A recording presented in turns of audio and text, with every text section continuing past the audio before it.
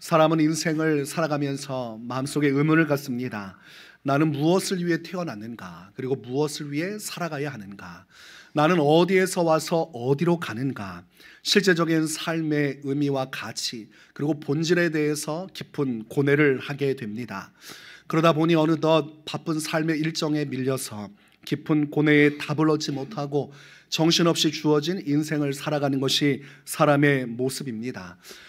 많은 사람들이 자신이 어디에 와서 어디로 가는지 알지 못하고 자신의 삶의 목적과 방향을 알지 못하는 가운데 우리의 구주 되신 예수님은 자신이 이 땅에 무엇을 위해 오셨고 무엇을 위해 살아가셔야 하는지를 분명히 아셨고 그것을 세상 가운데 말씀해 주셨습니다. 요한복음 18장에 보면 빌라도가 예수님을 붙들어 두고 신문을 행하게 됩니다. 그때에 예수님께 말하기를 내가 왕이 아니냐 이렇게 질문을 하게 되지요. 너는 누구냐는 질문을 하고 있는 것과 같습니다. 그때 예수님은 요한복음 18장 37절에서 말씀하십니다. 내 말과 같이 내가 왕이니라. 내가 이를 위하여 태어났으며 이를 위하여 세상에 왔나니 곧 진리에 대하여 증언하려 함이로라. 무릇 진리에 속한 자는 내 음성을 듣느니라. 예수님께서는 자신이 이 땅에 태어난 이유 곧 그것은 진리를 증언하기 위함이라고 말씀하여 주셨습니다. 내가 이 세상의 왕으로 온 것은 맞고 그 왕으로서 내가 해야 할 일은 너희가 알지 못하는 진리에 대한 것이며 너희는 나를 통해서 이 진리를 들어야 그 음성을 들어야 구원을 받게 될 것이라고 분명하게 말씀해 주셨습니다. 예수님께서 외치신 진리의 말씀은 무엇입니까? 마태복음 4장 17절에서 이렇게 기록합니다. 이때부터 예수께서 비로소 전파하여 이르시되 회개하라 천국이 가까이 왔느니라 하시더라. 예수님께서는 하나님 나라가 곧 임박했으며 천국의 문이 열려질 것이요 누구라도 지금 즉시 회개하지 않으면 천국에 갈 수 없으니 당장 회개하여 하나님 나라 천국에 갈 수 있어야 한다고 말씀해 주셨습니다. 예수님이 말씀하신 회개는 무엇입니까? 오직 예수님의 십자가 보혈 앞에 나가 그 십자가 피가 나의 죄를 사하여 주시는 능력이 됨을 믿는 것입니다. 이 세상 만물을 창조하신 하나님께서 이 세상을 심판하실 것이요 그 하나님의 무시한 심판 진노를 피하기 위해서는 오직 예수님의 십자가 보혈 앞에 나가 자신의 죄를 회개하고 용서함을 받아야만 한다는 것, 그것이 회개의 말씀이요 또한 이 세상이 들어야 할 하나님께서 전하고자 하시는 진리입니다. 예수님은 이 진리를 전파하기 위해서 이 땅에 오셨습니다. 그러나 사람들은 예수님을 받아들이지 않았고 예수님이 전하시는 진리를 들으려 하지 않았습니다. 오늘날도 수많은 사람들이 예수님이 전하신 진리의 말씀을 받지 않고 세상이 주는 말에 귀를 기울이고 비진리를 진리인 것처럼 수용하며 살아갑니다. 오늘날 사람들은 자신의 살아온 인생 속에서 자신의 존재 가치의 의미를 진화론에서 찾습니다. 사람이 어디에서 와서 어디로 가는가, 그것을 그 정답을 찾아 헤매다가 결과적으로 수용하는 것이 진화론입니다. 1859년 영국의 생물학자 찰스 다윈은 종의 기원이라는 책을 출판하게 됩니다. 그가 주장하는 것은 한 가지인데 현재 살고 있는 모든 생물은 간단한 생물체로부터 자연 선택의 과정을 거쳐 진화한 것이다. 사람은 수많은 선택의 여정 속에서 생존하기 위해 진화의 과정을 거쳤고 그러다가 현재적인 완성된 모습을 얻게 되었다고 주장을 하는 것이죠. 처음부터 사람은 아니었다는 겁니다. 여러 시간과 세월을 흘러가다 보니 생존하기 위해 그렇게 진화하고 발전하다 보니 어느덧 사람이 되었다고 주장을 하는 것이죠. 그런 유명한 탐험선 비그로를 타고 1831년부터 5년 동안 세계를 여행하면서 생물이 진화했다는 증거를 찾기를 시작합니다. 남아메리카 대륙에 따로 떨어져 있는 갈라파고스 섬의 독특한 생명체를 보면서 여기에서 있는 생명체는 내가 기존에 보았던 것과 다르구나. 이 자연 만물에 적용할 수 있도록 적응할 수 있도록 스스로 진화하는 모습을 볼 수 있구나. 그렇게 확신하고 결론을 내버렸습니다. 그래서 모든 존재는 진화의 과정을 거쳐서 현재적 모습에 이르렀다는 이야기를 사람들에게 주장하기 시작을 합니다. 그래서 사람들은 이 땅에서 내가 어디서 와서 어디로 가며 나의 인생의 목적이 어디인지를 찾아 헤매다가 이 진화론의 가설을 진리인 것처럼 받아들이게 됩니다. 여러분, 진화론의 핵심은 무슨 말입니까? 어쩌다 보니 사람이 되었다는 것이죠. 원래 사람으로 태어난 것이 아닌데 어쩌다 보니 사람이 되었다. 그렇게 말을 해보고 나니 사람들이 마음속에 인생의 의미를 어떻게 분명하게 깨달을 수 있겠습니까? 어쩌다가 사람이 되었으니 그 인생 어쩌다 인생이 되어버렸고, 그러니 이 땅 가운데 어디에 소망을 두며 사람들이 살아가게 됩니까? 우리가 입신양명이라는 말이 있습니다. 자신의 몸을 세워서 이름을 드높이는 것이요, 이를 통해서 부모에 대한 존경심을 갖게 만든다는 뜻입니다. 무슨 말입니까? 사람으로 태어났으면 이름을 날릴 줄 알아야 되고, 그것이 바로 인생의 참된 의미와 가치라고 주장을 하는 것이죠. 그리고 노블레스 오블리주라는 말이 있습니다. 프랑스어고 귀족은 의무를 갖는다는 것입니다. 자신들이 많이 가지고 있는 우월의식과 함께, 그렇기 때문에 불쌍하고 가난한 사람들에게 마땅한 책임을, 그리고 마땅한 의무를 행해야 한다는 것이죠. 이 모든 것의 바탕에는 사람이 부와 명예를 얻고 권세를 얻고 이 한평생 잘 살다 가면 사람의 인생 그것으로 족하다는 가치관이 담겨져 있는 것입니다. 그러니 이 세상이 전부이고, 어쩌다 보니 사람이 된 우리 인생, 내가 원하는 것 꿈꾸다가 많은 것을 누리고 살면 그것으로 족하다는 생각이 사람들의 심리 안에 담겨져 있습니다. 그래서 역사적으로 보면 사람은 끊임없이 계급사회를 만들었고, 더 많은 부와 명예를 얻기 위해서 수많은 투쟁과 그리고 갈등을 겪어왔습니다. 계속해서 전쟁은 끊이지 않았으니 더 많은 것을 얻고 더 많은 것을 차지해야 비로소 이 땅에서 사람으로서 가장 큰 영광을 누리는 복된 인생이 될 것이라 확신했기 때문입니다. 돈을 벌 수 있다면, 명예를 얻을 수 있다면 내 짧은 인생 의미가 있지 않겠는가? 결국 이 땅의 모든 것이 돈으로 통용되고 세상의 성공으로 귀결되는 것, 사람이 인생 가운데 찾은 가치의 결국입니다. 오늘날 이 돈의 논리가 교회 안으로도 들어왔어요. 어떤 교회는 교인들이 모여지지 않으니까 방법을 선택했습니다. 오는 성도 세 가족에게는 10,000원씩 주는 겁니다. 여러분, 이 교회가 어떻게 됐겠습니까? 그 다음 주부터 사람들이 폭발적으로 늘기 시작했어요. 저마다 줄을 빼곡히 서서 그 앞에서 10,000원 받기 위해서 엄청난 사람들이 교회로 몰려들기 시작했어요. 그때 큰 감격을 받았겠죠. 야, 이 교회를 잘 선용하면 교회가 부흥하지 않겠는가? 이 교회도 이렇게 돈으로 뭔가 시작하지만 그러다가 본질을 찾으면 되지 않겠는가 싶었지만, 돈을 주다 사람들이 너무 많이 오니까 더 이상 줄 수 없는 상황이 됐어요. 그래서 돈을 중단하는 순간 그 다음 주부터 어떤 일이 벌어졌겠습니까? 돈 받으러 왔던 사람이 다 도로 되돌아가고 여전히 똑같은 현실을 마주하게 되었습니다. 세상의 논리로 교회도 이제는 사람들을 채우려 합니다. 그래서 어떻게 유혹을 받습니까?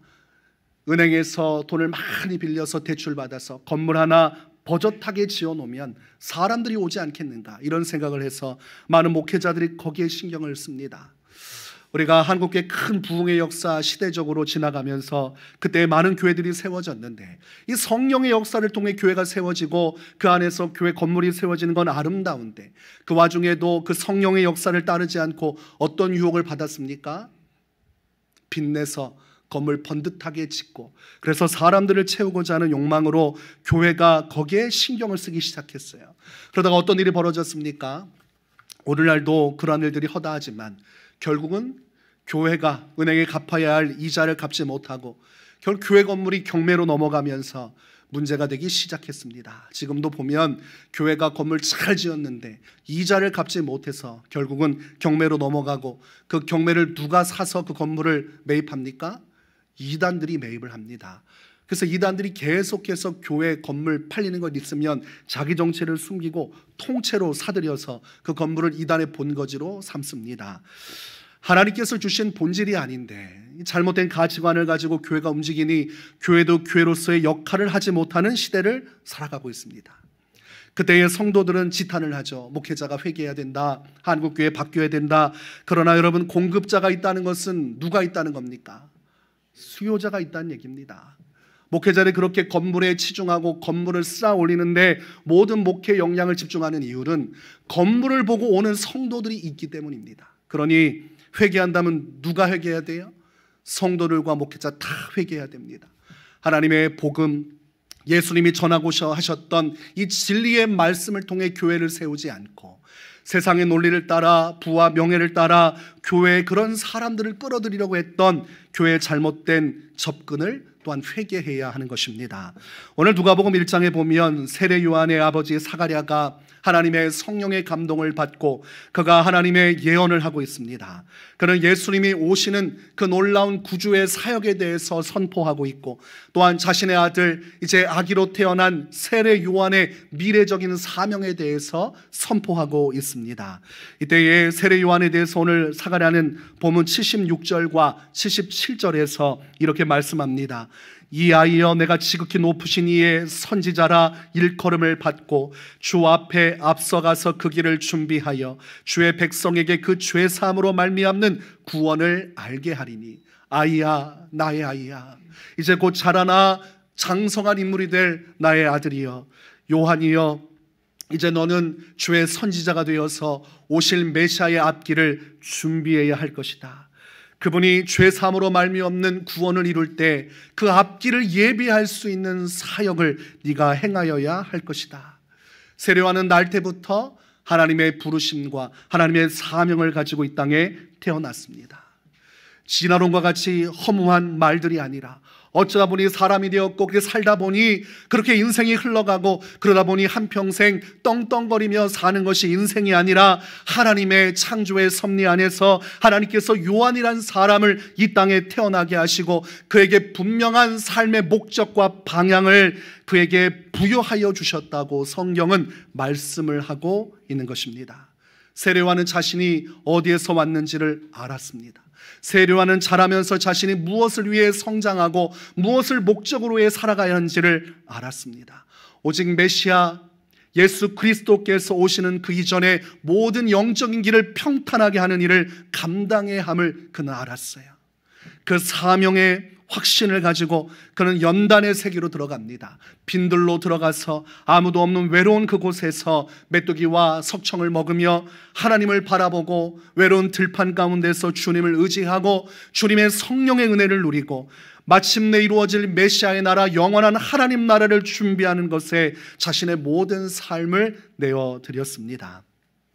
그가 사람들에게 영향력을 미치고 그 시대 유대인들에게 위대한 선지자로 인정받을 그때에 예수님께서 나타나셨고 수많은 무리들이 세례 요한이 아닌 예수님께로 흘러가기 시작했습니다. 그리고 세례 요한에게 있던 제자들도 예수님께로 가게 되었고 세례 요한 자신도 스스로 제자들을 예수님께 보냈습니다. 그러면서 그가 말하기를 그는 흥하여야 하겠고 나는 쇠하여야 하리라. 자신의 인생의 변곡점이 되고 자신의 인기가 떨어지고 자신의 사람들이 예수님께로 흘러가는 상황 속에서도 그는 낙심하지 않고 낙담하지 않았습니다. 자신의 사명이 무엇인지를 알았기 때문입니다. 오직 예수님을 높이며 그의 길을 예비하는 것이 자신의 사명이므로 자신의 모든 것을 다 예수님이 가져가실지라도 그는 하나도 아깝지 않았습니다. 또한 그는 헤롯 왕이 자신의 동생의 아내를 취하여 하나님 앞에 범죄할 때에 그에게 잘못된 것을 이야기하고 그렇게 죄를 지으면 안 된다고 선언하다가 결국은 목베어 죽임을 당하게 됩니다. 그는 죽는 날까지도 흔들림 없이 오직 한 분이신 주의 말씀을 전파하고 예수님께서 장차 오셔서 이루실 영원한 구원의 날을 예비하는 것에 모든 삶을 쏟아낸 것입니다. 예수님은 사가랴가 예언한 말씀처럼 그리고 구약의 선지자들이 예언한 것처럼 이 땅의 구주로 탄생하셨습니다.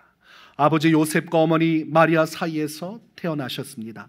그러나 사람으로 인하여 태어나지 않으시고 하나님 아버지의 권능과 성령의 능력이 처녀 마리아의 몸에 임하시니 그때에 사람의 몸을 통해 동정녀의 몸 안에서 성육신하여 이 땅에 나타나셨습니다. 예수님이 이 땅에 영원한 생명의 길을 열어주시고자 하셨고, 모든 인류의 죄 사함을 위하여 자신의 몸, 자신의 피를 쏟아내시며 희생제물로 자신을 내어주셨습니다. 예수님은 십자가에 못 박혀 죽으실 것을 미리 알고 계셨습니다. 그리고 그럼에도 불구하고 사랑하는 사람들을 끝까지 사랑하시고, 하루하루 주어진 삶 속에서 불쌍한 영혼들에게 찾아가셔서 복음을 전하시고, 귀신 들린 자들을 귀신으로부터 자유케 하시고, 질병 가운데 고통받는 자들을 질병으로부터 자유케 하시고, 수많은 문제 그리고 사망 권세에 매여 있는 자들에게 천국 소망을 주며 마지막까지 그들을 사랑하시다가 십자가에서 죽기까지 사랑하시고, 마침내 죽으사 인류 구원의 길을 열어주시고 죄 사함의 길을 열어주셨습니다. 그리고 예수님은 3일 만에 부활하시고 하나님 보좌 우편에 계셔서 다시금 이 땅에 오실 것이요, 그분이 오시는 날 인류 모든 문명과 역사는 끝이 나고 비로소 천국의 문이 열리고 하나님의 백성들이 하나님과 영생을 누리고, 예수 그리스도의 진리를 받지 못한 자들은 둘째 사망에 처하여 영원한 멸망에 떨어지게 될 것입니다. 예수님께서 이 땅에서 죽음을 향해 걸어가신 그 길 속에서 끝까지 복음을 전하신 이유는 한 가지, 자신이 무엇을 위해 이 땅에 태어나셨는지를 명확하게 알았기 때문입니다. 그저 흘러가는 인생과 같이, 바람과 같이, 구름과 같이, 그 집시 인생과 같이 그렇게 한평생 내가 원하는 인생을 살다가 끝나는 것이 아니라, 하나님의 분명한 계획 속에 이 땅에 태어나 하나님이 이루라고 한 일을 이루며 살아가는 것이 인생임을 예수님은 분명히 아셨기에, 예수님은 세례 요한의 길과 같이 자신의 사명의 길을 따라 십자가의 길로 나아가셨고, 마침내 인류 구원의 일을 이루어 주셨습니다. 예수님도 세례 요한도 흘러가는 대로 인생을 살지 않았어요. 모두 다 저마다 확신을 가졌습니다. 내가 이 땅에 왜 태어났는지, 내가 무엇을 위해 살아가야 되는지 자신의 사명을 붙들었고, 그 사명에 대한 확신을 가지고 믿음을 가지고 살아갔습니다. 그것은 그들이 영적인 진리를 깨달았기 때문입니다. 세례 요한은 진리를 전파하시는 예수님의 길을 예비하였고, 또한 예수님은 그 길로 나아가사 온 인류에게 진리를 전파하셨고, 그 진리는 시대와 세대를 거쳐서 오늘날 우리에게까지 전파된 것입니다. 우리는 그래서 진화론을 받아들이지 않습니다. 한 인간이 그럴 것이다 추측했던, 그리고 어쩌다 보니 사람이 되었다는 말을 받지 않습니다. 하나님이 사람을 창조하셨고 하나님의 영원한 구원의 계획이 존재하며, 우리가 이 땅에 숨쉬고 살아있는 것은 하나님께서 우리에게 마땅한 사명을 주시사 이 땅에 태어나게 하셨음을 우리는 받아들입니다. 그 믿음을 가지고 있는 사람은 진리 안에서 자유함을 얻은 사람입니다. 진리를 알지니 진리가 너희를 자유케 하리라. 오늘날 진리를 받아들인 사람들은 예수님을 구주로 영접하고 회개하여 거듭난 사람들입니다. 그 사람들은 내가 헛된 인생 살다가 끝나는 것이 아니라 내 인생은 하나님의 뜻에 의해 이루어져 가고 있고, 그 사명을 이루는 것이 내 인생의 가장 큰 가치임을 믿고 살아갑니다. 그러나 예수님을 믿지 않고 삶의 허망한 비진리를 받아들인 사람들은 예수 그리스도께서 말씀하신 진리가 없는, 세상의 진리가 아닌 진리라고 우기는 것들을 받아들입니다. 그러다 보니 어떻게 됩니까? 이 세상이 그들의 삶에서는 전부가 되는 것이죠.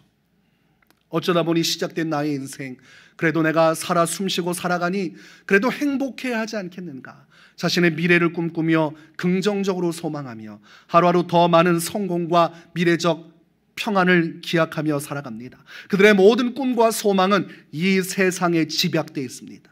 이 세상이 그들의 소망의 전부고, 이 세상에서의 삶이 끝나는 난 그들은 영원한 절망 속에서 삶을 마치게 될 것입니다. 진리가 없으니 어둠 가운데 헤매이다가 어둠 속에 방황하다가 결국은 인생이 허무하게 쓰러져 버리고 사라져 버리는 것입니다.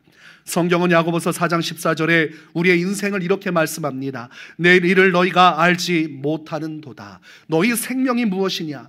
너희는 잠깐 보이다가 없어지는 안개니라. 이 세상이 전부라면 우리 인생은 안개와 같은 인생입니다. 내가 어디서 와서 어디로 가는지 알지 못하고, 죽음 이후에 무엇이 있는지도 알지 못하고, 그저 미생물과 같은 내가 진화하다 보니 이렇게 사람이 되어서 부모님의 품 안에서 자라나 그렇게 살다가 죽는 것이지, 안개와 같이 인생의 진리를 알지 못하고 더듬어 보다가 결과적으로 영원한 지옥 형벌로 들어가게 되니, 진리를 알지 못하는 사람들의 인생이 얼마나 허망합니까? 그가 한 수고와 그 모든 것들이 무슨 의미가 있겠습니까? 그러니 솔로몬은 지혜의 궁극을 가진 자로서 하나님을 알지 못하고 하나님을 경외하지 못하고 진리가 아닌 비진리를 따라 살다가 멸망으로 가는 인생들을 향하여 헛되고 헛되고 헛되니 그 모든 것이 헛되다라고 결론을 내렸습니다. 여러분 인생 가운데 여러분 안에 예수 그리스도의 진리가 있다면 여러분은 분명히 하나님의 계획된 뜻 안에 이 땅에 태어난 것입니다. 우연히 태어나지 않았고 하나님이 여러분을 확정하시고 이 땅에 세례 요한을 태어나게 하시고 예수님을 태어나게 하신 것처럼 여러분도 분명한 목적을 가지고 태어나게 하셨습니다. 그것은 큰 범위로 볼 때에 여러분에게는 복음의 사명을 하나님께서 주셨습니다. 너는 이 땅에 태어나 예수 그리스도의 진리, 그분이 자신의 몸과 피를 쏟아내어 인류에게 전하셨던 그 진리를 너는 이 세상에서 전파하다가 나의 영원한 천국으로 나오라고 여러분을 이 땅에 보내주신 것입니다. 그러니 모든 예수 그리스도를 믿는 사람은 태어날 때부터 죽을 때까지 한 가지 사명, 오직 진리를 전파하는 사명을 가지고 살아갑니다. 예수님께서 무엇이나 말씀하셨습니까? 사마리아와 땅끝까지 온 유대와 모든 민족에게 나아가 너희는 복음의 증인이 되어라. 너희가 알고 있는 진리를 붙들고 그 진리를 전파하는 것이 너희 인생의 사명이니 그 사명을 다하고 살다가 영원한 천국에 오면 내가 너희를 나의 처소로 맞이하여 주겠다고 약속을 행하여 주신 것입니다. 세례 요한의 사명, 오늘 본문 78절과 79절에 기록되어 있습니다. 이는 우리 하나님의 긍휼로 인함이라. 이로써 돋는 해가 위로부터 우리에게 임하여 어둠과 죽음의 그늘에 앉은 자에게 비치고 우리 발을 평강의 길로 인도하시리로다 하니라. 하나님의 영광의 빛이 온 땅을 비출 수 있도록 이 하나님의 진리가 되는 예수 그리스도의 십자가 복음, 영원한 천국 복음을 전파하는 것, 그의 나라, 그의 영광의 길을 예비하는 것, 그것이 세례 요한의 사명이요 또한 오늘날 우리의 사명이지요. 수많은 영혼들이 지금도 어둠 가운데 진리를 알지 못하고 어둠 속에서 헤매다가 끝나는데, 우리가 예수님을 전하면, 복음을 증거하면, 우리가 알고 있는 바 진리를 전파하면 그들은 그 어둠 가운데서 빛 가운데로 나아가고 돋는 해가 위로부터 그들을 비추어서 그들의 인생은 어둠과 죽음의 그늘에서 비로소 평강의 길로 가게 되는 것입니다. 여러분이 이 일을 이루라고 이 땅에 주님께서 보내신 것입니다. 여러분의 사명은 무엇입니까? 진리를 전하는 것, 예수 그리스도의 복음을 전하는 것, 천국 복음을 전파하는 것입니다. 누군가 여러분에게 왜 태어났는가? 네가 이 세상에서 해야 할 너의 막중한 일은 무엇인가 물어보면 여러분 분명하게 대답할 수 있어야 합니다. 또한 우리의 사명을 작은 범위로 이야기하면 우리를 부르신 위례세움교회를 위한 사명을 말씀할 수 있어야 됩니다. 하나님은 교회를 세우셨고 성도들이 예수님을 믿는 순간 교회 공동체를 통해서 그의 인생을 인도하시고 교회 공동체 안에서 주신 교회를 섬기며 천국 복음의 역사를 이루도록 허락하셨습니다. 그것이 오순절 마가다락방에서 임하신 성령의 강림하심 이후에 모든 교회를 세우신 하나님의 뜻입니다. 오늘날 모든 성도는 진리를 전파한다면 내가 속한 교회를 세워나가며 그 교회를 통해서 복음 전파 일을 감당하는 것, 그것이 성도의 사명인 것입니다. 저는 불과 몇 년 전만 해도 위례세움교회와 아무 상관이 없는 사람이었습니다. 저는 위례세움교회 1%도 관심이 없었습니다. 제가 아내하고 여름 휴가를 떠나면서 위례 지역을 지나간 적이 있습니다. 간판을 딱 보니까 위례라고 써 있어요. 그래서 지나가면서 아내한테 이야기했어요. 여보, 다음 때 위례세움교회 담임 목사는 누가 될까? 그렇게 이야기를 했습니다. 그러고 나서 우리하고 상관없으니까 누가 되든 알아서 되겠지. 그리고서 휴가를 쫙 갔어요. 그리고 눈을 떠보니 제가 이곳에 부임해서 여러분에게 하나님의 말씀을 가르치고, 부임하자마자 코로나 바이러스가 온 세계를 휩쓸고 저희 교회가 신천지라는 오욕을 뒤집어쓰고 그거 해명하느라 정신이 없었고, 그리고 예배하면 안 된다는 압박이 너무 심했는데 하나님은 예배하라 하시지 주변에선 예배하지 말라 하지 온갖 어려움이 있었지만 그 어려운 시기를 거치고 오늘 이렇게 여러분과 함께 이곳에서 하나님을 예배하고 있습니다. 어떻게 제 뜻과 상관없고 제 계획이 없는 위례세움교회에 올 수 있었을까? 여러분 어떻게 생각합니까? 신촌교회에서 쫓겨나서 어쩌다 보니 여기 온 거라고 생각하십니까? 권력 다툼에서 밀려가지고 어쩔 수 없이 여기 왔다고 생각하십니까? 아니죠. 사람이 이 세상을 살아가는 이유는 사명, 그 사명을 이루기 위한 것입니다. 하나님께서 위례세움교회를 세우고 그 교회 가운데 성도들을 위로하고 하나님의 교회적 본질적인 사명을 감당하라고 제게 말씀하셨기에 제가 이곳에 와서 그 일을 감당한 것입니다. 그 사명을 한번 붙들면 사람들이 무엇이라 비난하고 조소하든 상관이 없습니다. 내 환경이 지금 나를 얼마나 치근하게 만드는지도 중요하지 않습니다. 그리고 세상에서 사람들이 무엇이라 비난하고 아무리 부정적인 이야기를 해도 상관이 없습니다. 그 사명 따라 살다가 죽는 것이 인생이기 때문입니다. 그래서 저는 코로나 바이러스가 창궐하고 난리가 나도 마음에 흔들림이 없었어요. 제가 가장 소중하게 여기는 것은 주님의 뜻이 무엇인가 그 한 가지였고, 주님의 뜻이 확실히 나를 이곳에 부르신 것이 명확하다면 어떤 상황에도 사명자는 흔들릴 수가 없는 것입니다. 그래서 여러분과 함께 어려운 시기를 함께 예배하고 이곳에 하나님의 은혜를 나타내며 여기까지 왔어요. 사명자는 죽을 때까지 그 사명 하나 붙들다가 죽는 것입니다. 그것이 진리가 그 사람을 자유하게 한 것이요, 그런 인생을 살 때 하나님은 그 사람을 큰 자라고 말씀하십니다. 여러분 세례 요한의 인생을 보시기 바랍니다. 일평생 빈들에서 살다가 외롭게 쓸쓸하게 살았어요. 그리고 예수님이 오시는 길을 예비하기 위해 자신의 것 다 내어드리고 제자도 내어드리고 명성도 내어드리고 그렇게 예수님께 다 이양했습니다. 그러다가 헤로드 왕 잘못된 것 침묵하면 되는데 이 회개의 메시지를 선포하는 것이 그의 사명이라 그 죄 문제를 내버려둘 수 없었습니다. 죄 이야기를 하다가 결국은 목 베어 죽었어요.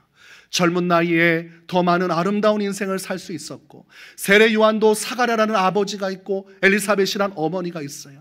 한 가정의 아들이었고 그에게도 미래가 있지만 그는 그 모든 것을 포기하고 사명을 위해 살다가 죽었습니다. 그의 사명의 끝은 헤로드 왕의 칼에 의해 순교하는 것이었습니다. 인간적으로 보면 너무나 애처로운 인생이지만 예수님은 세례 요한을 여자가 낳은 자 중에 가장 큰 자라 공개적으로 인정하시고 칭찬해 주셨습니다. 사명자는 사람의 눈의 이치로 자신을 보면 안 됩니다. 사명자는 그 사명 붙드는 순간 하나님의 시선으로만 자기를 봐야 합니다. 그렇게 되면 사명자는 어떤 상황에서도 낙심하지 않고 절망하지 않고 뒤로 물러나지 않으며 주님이 주시는 사명을 끝까지 감당할 수가 있는 것입니다.